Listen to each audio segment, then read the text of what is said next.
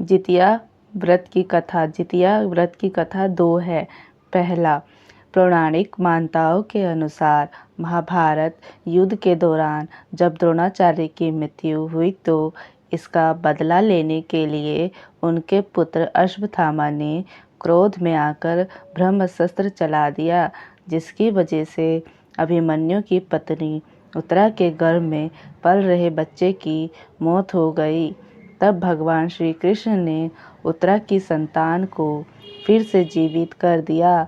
बाद में उस बच्चे का नाम जीवित पुत्रिका रखा गया। कहते हैं कि तभी से अपनी संतान की लंबी आयु के लिए माताएं जितिया का व्रत करने लगी। और जितिया व्रत की दूसरी कहानी है चील और सियारनी की कथा।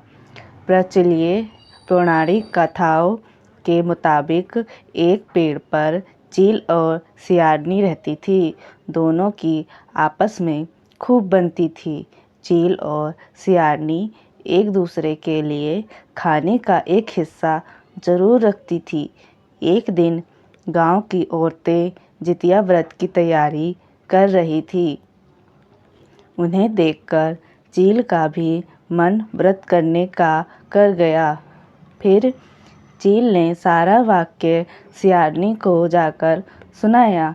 तब दोनों ने तय किया कि वे भी जितिया का व्रत रखेंगी।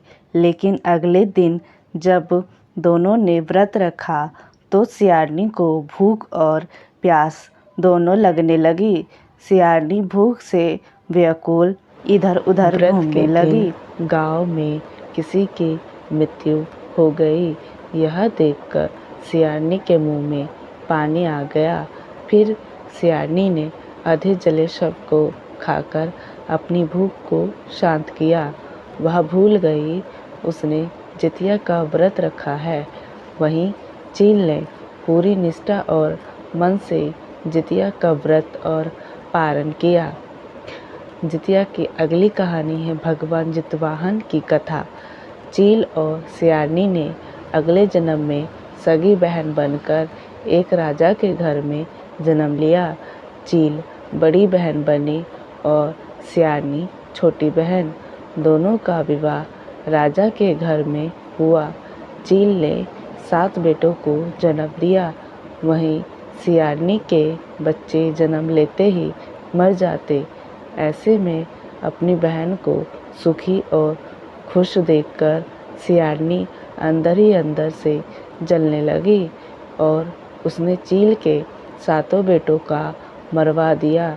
सियारनी के 7 बेटे के सिर कटवाकर उसने चील के घर भिजवा दिया।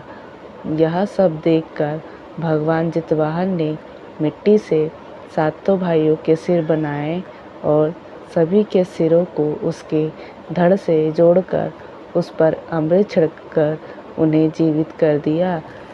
वहीं जो कटे सिर सियारनी ने भेजे थे वे सब पल में बदल गए।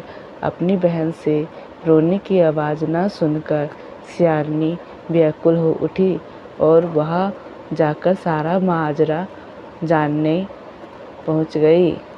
सियारनी सारी बातें जब चील को बताई।